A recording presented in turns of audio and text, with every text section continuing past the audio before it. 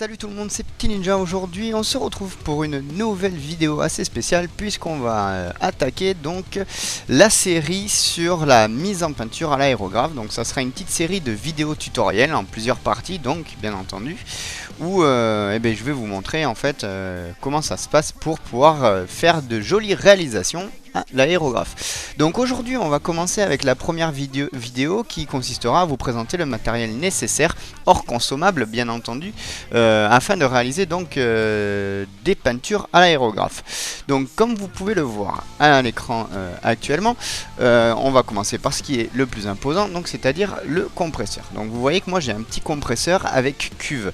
Donc il y a deux types de compresseurs, donc celui-ci avec cuve, donc qui va permettre donc de remplir la cuve que vous voyez là qui est noire d'air et permettra donc au moteur qui est ici de s'arrêter et d'un peu moins vous casser les oreilles entre guillemets, puisque une fois que la cuve est remplie d'air, le moteur n'a plus besoin de tourner pour la remplir.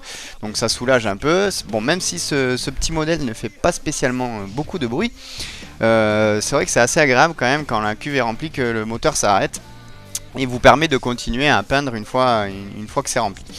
Ensuite vous avez le même modèle mais sans la cuve, donc c'est à dire que vous aurez juste la partie grise que vous voyez ici. Voilà, donc ça s'arrêtera, vous voyez au niveau d'ici là, les petites pattes de fixation qui sont là auront les petits tampons en caoutchouc qui sont là.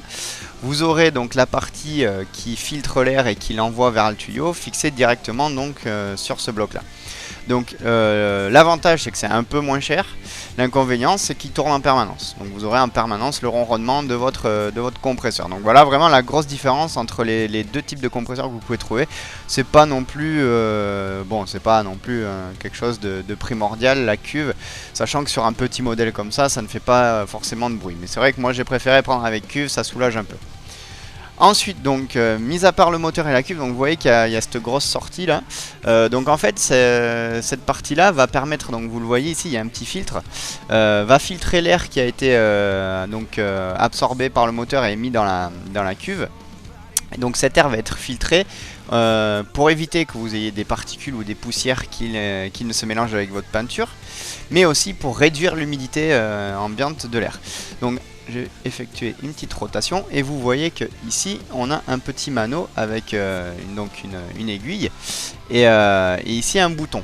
Donc ce bouton là, si je le tire vers le haut, vous voyez il se lève et je vais pouvoir venir tourner d'un côté ou de l'autre. Donc ça tout simplement c'est le réglage de la pression. Donc si vous tournez vers la gauche, vous réduisez la pression pardon, et si vous tournez vers la droite, vous augmentez la pression, ce qui va vous permettre donc d'avoir une quantité d'air projeté différente, puisque pour la plupart des réalisations, si vous allez les peindre normalement, on parle pas de pré-shading ou de post-shading, la pression il faut qu'elle soit aux alentours de 1 bar. Par contre, d'après ce que j'ai compris et en me renseignant,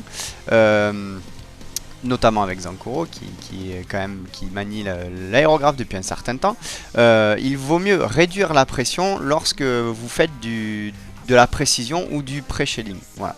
Donc pour ça vous avez un petit mano ici qui vous indique la pression et la petite molette de réglage de pression. Voilà. Donc ça c'est tout pour ce qui concerne donc cette pièce là. Ensuite vous avez donc le raccord avec le tuyau qui va venir se brancher sur l'aérographe. Donc là par contre ce que je vous conseille de faire c'est d'acheter un adaptateur comme celui-ci. Je vais me rapprocher un peu. Est-ce qu'il me focuser ou pas dessus? Non. Bon. Vous voyez ce petit raccord là, donc il y a un côté mâle ici et un côté femelle ici, va être indispensable pour pouvoir venir fixer donc le tuyau d'arrivée d'air sur donc l'arrivée d'air tout simplement. Voilà, puisque la vis qui est ici est trop petite, celle qu'on voit ici elle est trop petite pour cet embout là, donc il faut positionner celui-ci entre les deux. Donc c'est la pièce que vous voyez juste ici là avec un peu de blanc dessus, qui va permettre donc de bien fixer votre tuyau sur le raccord.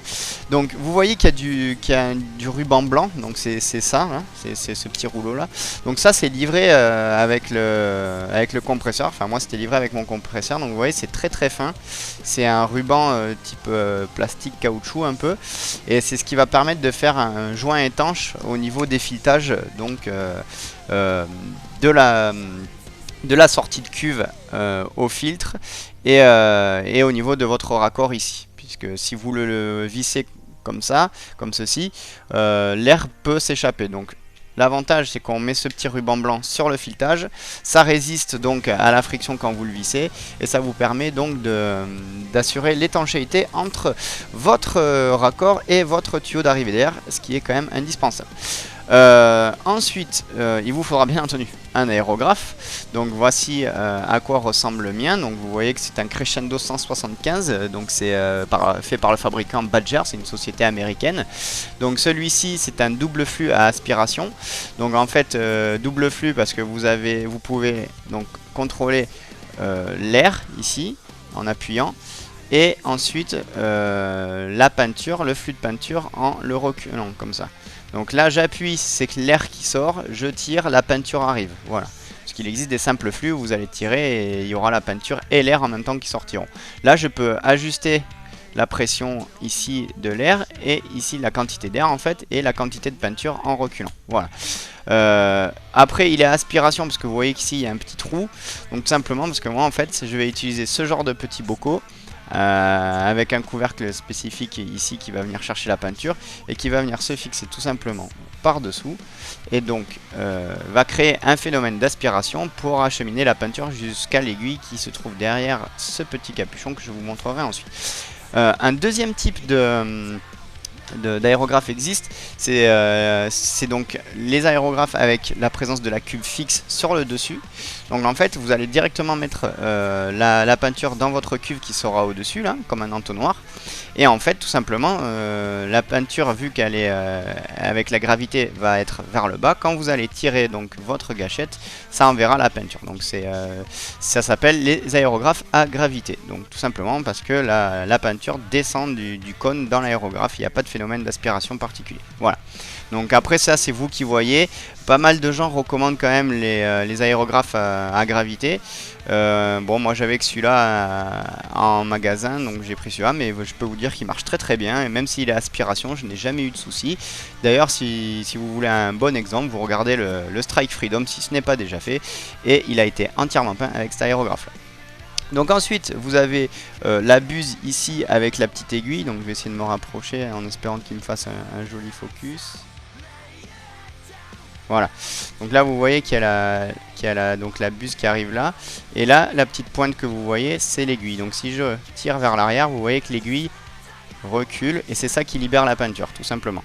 Donc il y a possibilité de changer la buse pour en mettre une plus fine et une aiguille plus fine pour faire vraiment des travaux de précision. Donc ça vraiment, un aérographe de ce côté là c'est vraiment très pratique. Vous pouvez vraiment régler tout ce que vous voulez. Voilà, ensuite vous pouvez bien entendu le démonter puisque au niveau de l'entretien, un aérographe il faut vraiment le nettoyer régulièrement pour pas qu'il s'encrasse. Donc vous voyez que hop là, il suffit de dévisser cette petite vis, retirer l'aiguille et nettoyer. Ça je vous le montrerai lors d'une autre vidéo. Donc ça c'était pour l'aérographe et le compresseur. Donc comme je vous ai montré, on peut se procurer, donc bon pour ma part pour un aérographe à aspiration, des petits bocaux comme ça avec la tige d'aspiration. Bien entendu ils sont livrés avec des bouchons classiques qui vous permettent de refermer et conserver la peinture que vous aurez réalisée.